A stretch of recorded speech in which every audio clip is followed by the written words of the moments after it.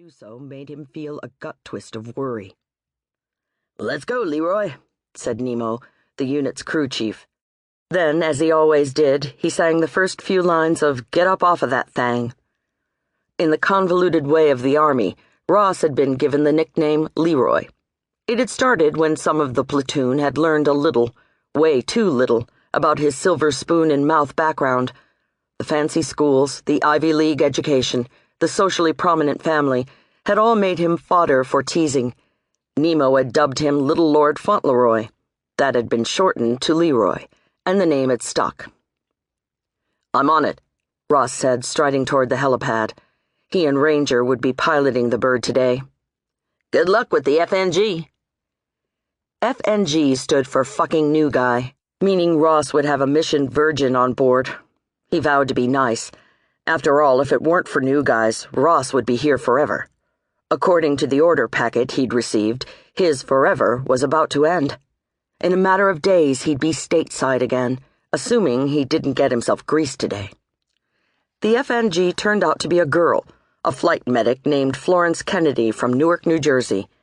She had that baby-faced determination common to newbies, worn as a thin mask over abject, bowel-melting fear.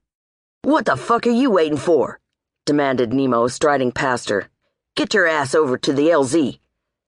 She seemed frozen, her face pale with resentment. She made no move to follow Nemo. Ross nailed her with a glare. "Well, what the hell is it?" "Sir, not fond of the F-word, sir." Ross let out a short blast of laughter. "You're about to fly into a battle zone and you're worried about that? Soldiers swear, get used to it. Nobody on Earth swears as much as a soldier, and nobody prays as hard.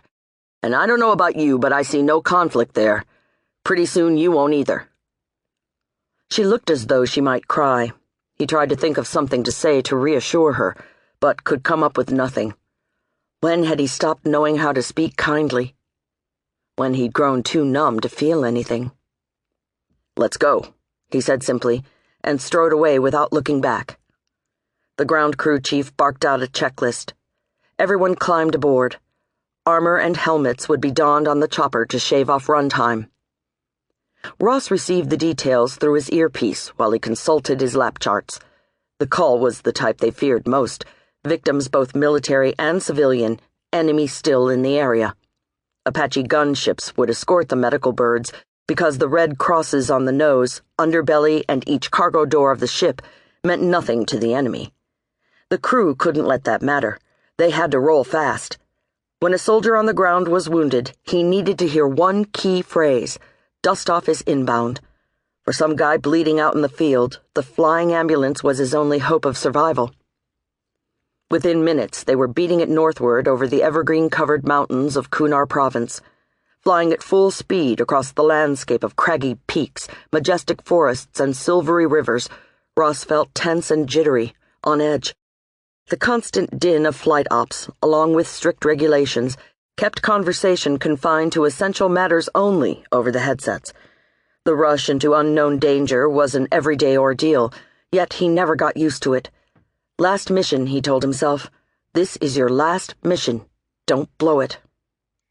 The Korangal Valley was one of the most beautiful places on Earth, also one of the most treacherous.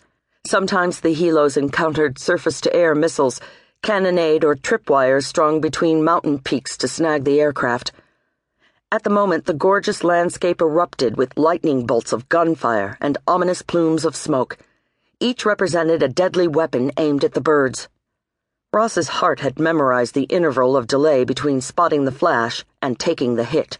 1, 2, 3 beats of the heart, and something could be taken out. The gunships broke off to fire on the areas blooming with muzzle flashes. The diversion created a lull so the medical choppers could circle down. Ross and Ranger, the other pilot, focused on closing the distance between the bird and the other end of the radio call. Despite the information given, they never knew what might be waiting for them. Half of their flights were for evacuating Afghan civilians and security personnel. The country had lousy medical infrastructure, so sometimes a pickup was for patient transport, combat injuries, accidents, even dog bites. Ross's unit had seen everyone's horrors and ill luck, but judging by the destination,